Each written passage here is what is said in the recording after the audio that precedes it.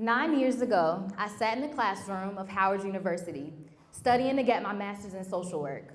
Each of us was required to go to therapy. It was my first time sitting on the couch, and it was my first time understanding why I have sweaty palms, racing thoughts, and had difficulty concentrating. It's called anxiety. Fast forward to today. I'm a therapist here in Charlotte. I provide outpatient therapy to individuals who are impacted by mental health. This can be anything from depression to anxiety to trauma, adults, children, couples, and family. This is my life's work. Insert Attune. People reach out to me all the time from North Carolina to other states asking, can you help me find a therapist? Can you help me find a therapist?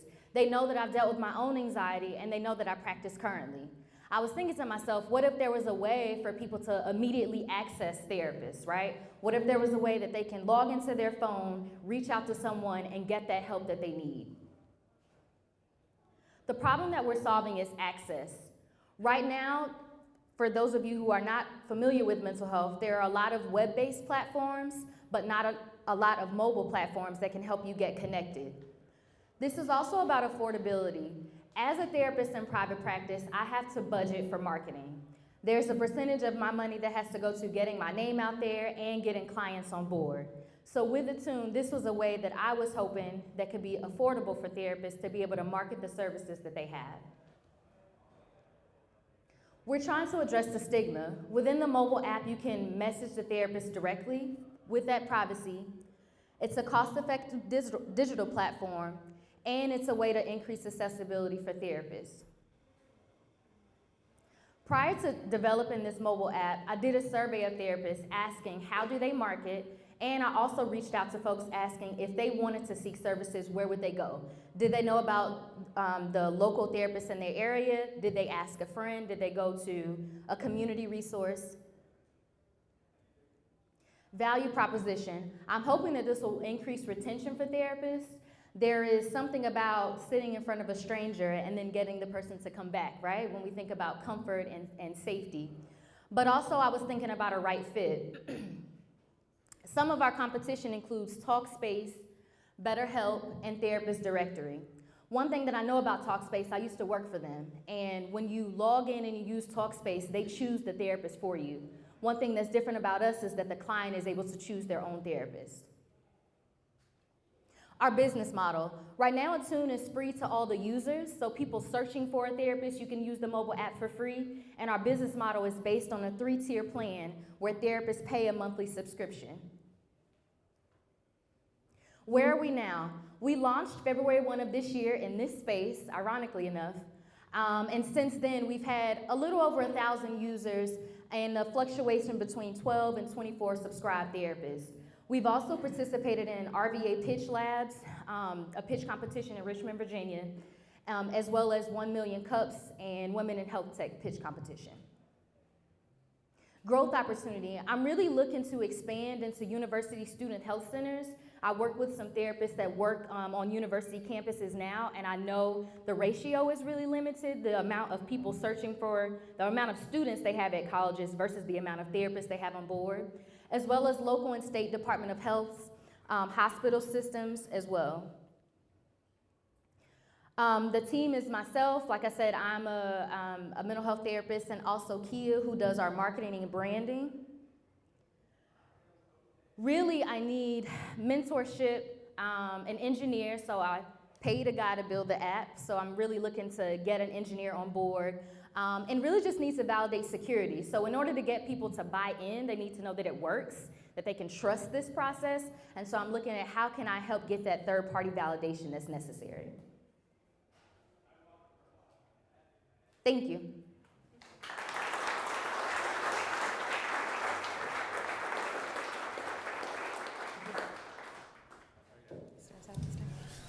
So it is available for download right now? Correct. Okay, good. Yes, that wasn't clear because I wasn't Sorry. sure how. Yeah, so just Yes. nail that point somewhere there. That this is. Okay. I know you said it, but I was probably writing stuff down. And I usually end with open your phones. Oh, cool. download, Yeah. get it to me, All good. But it's a little. Yeah. So put somewhere up front, like. Okay. So yeah, here are the things I would highlight more.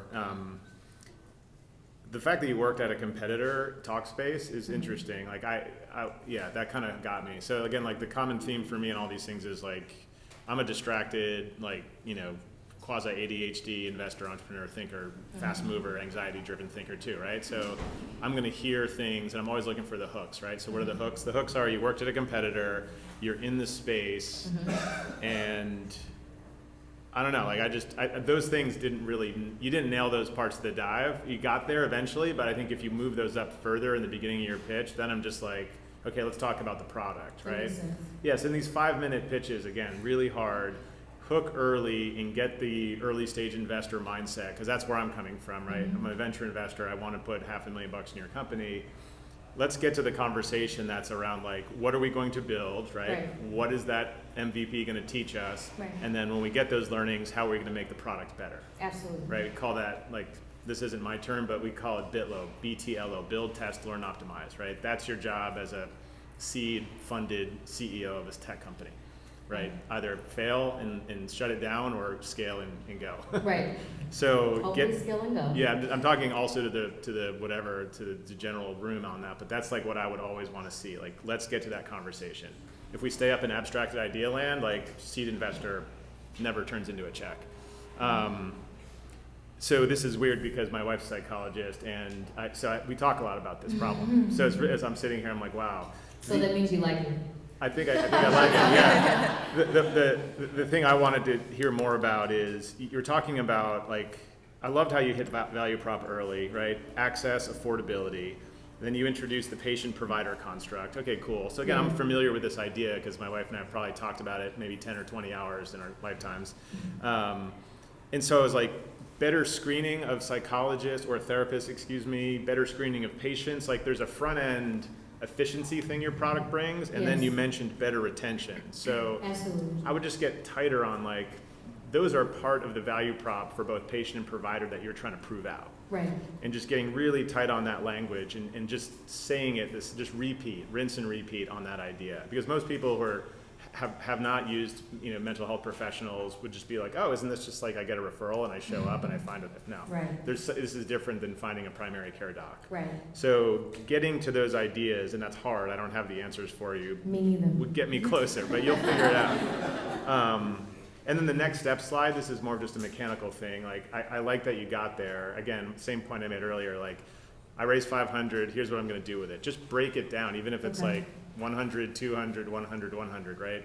It allows us to kind of, would allow me to be like, all right, like, this person's been thoughtful about that. Right. And they wanna have a discussion with that. Because that's, assuming you get to the next stage in a conversation like this, you're gonna be spending 2, 3, 4 hours on that with an investor versus, the bigger abstracted problem. So anyway, but great job, really interesting.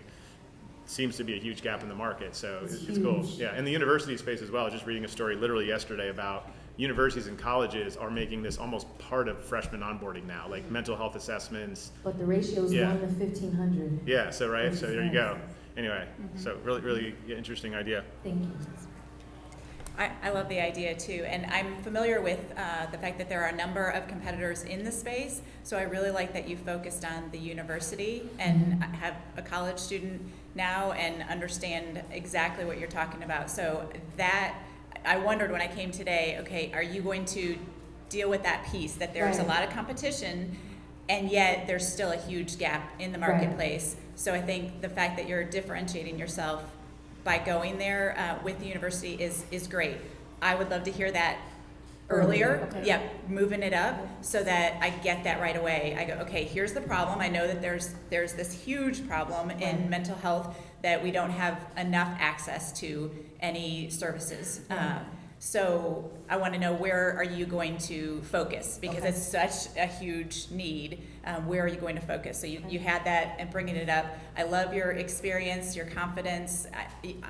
You sold it for me that, okay, I think you can do this. Right. I think, I wanted to know a little bit more for the customer. What is their cost? So you're basically developing a marketplace. You have therapists who are coming, you have people who need the mental health service, and so I understand a little bit with the therapists that why they buy into it. It's great for them for marketing, retaining their clients. a lot of other things that you could add in there, but I get that. And then for the customer, I love that they get to choose their therapist. I would like to hear, what is the structure for them? What is it, what does it cost for them? How do they choose a therapist? But again, you have 5 minutes, so you can only do so much in 5 minutes. So anything you can do to, to shorten some pieces, and then bring in a little bit of that. But it looks like traction-wise, it's great to hear that you have 944 users is great. The 12 therapists, that's a piece I'm going, okay, if you've got 944, why only 12 therapists? Right. It's so like I mentioned, trying to get therapists to trust. I keep saying that word trust, but like I said, as a provider, before I created a mobile app, I already had a practice, and so I already know what it means to wrangle in clients, right? But I feel like for a lot of folks, especially people starting out in private practice, they don't understand.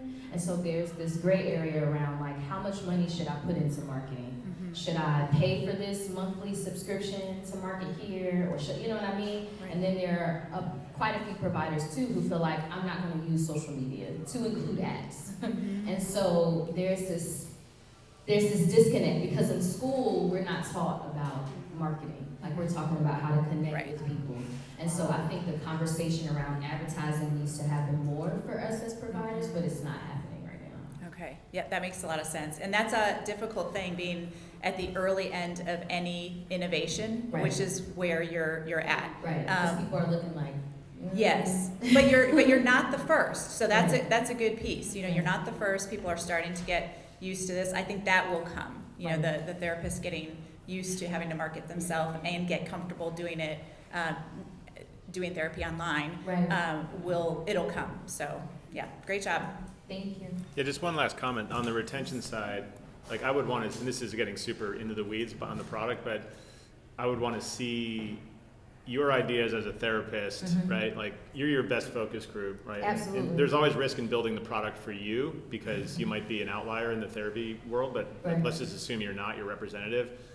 What are therapists doing with mobile and digital today that isn't kind of meeting, I don't know, the optimal experience, right? Hey, is it texting? It's texting, phone calling, Skyping. It's HIPAA. So one word that I left out of this because of this room is HIPAA. So people are very particular about if I put my information in here, are we sharing client files? We can't share client files, and there's nothing about client files. So HIPAA is another barrier. Yeah. So here you go. Find a couple ideas that you think are going to be the thing that would convince the next 1,000 therapists, right? That's what I mean. How do we go from 12 to 1,000? Right. And just find a couple of those hooks or value props that you think are real because you're in the business, and test those with the product. That's a viable ask for, hey, I need $500,000 to build a product, refine my current product to get these 2 insights nailed. And if those insights are wrong, that's okay too. You fail on those 2 insights, but you learn from that. You go to the next step, right? Otherwise, this seems like a big problem, right? The marketplace, if you build it, they will come. Promise, it's hard. That's where most tech startups don't win because they're constantly just kind of in that abstracted idea of how do I get more supply and get more demand. So anyway, it's find your experience, find the things that you would use, you'd want in a product. I know you know those, but focus on 1 or 2, not 5 or 10. Yeah. Anyway. Very cool. Thank you. We got time for one audience question. Does anybody have a question? Yeah, I was going to say, so if I'm a therapist, how do I get paid? So you would get paid from the client. Okay. And that's through insurance? Either insurance or self-pay. You make that decision. Are they actually doing therapy over the phone, texting, or over the app, or on the phone? Not yet. So it's face-to-face right now. I'm hoping stage 2 and 3 that was supposed to happen 2 months ago was to be able to have video conferencing through the app. And so I've been in conversation with a woman who already has that ability, because again, I'm not a tech person, and we've been talking, how do I integrate that into the app?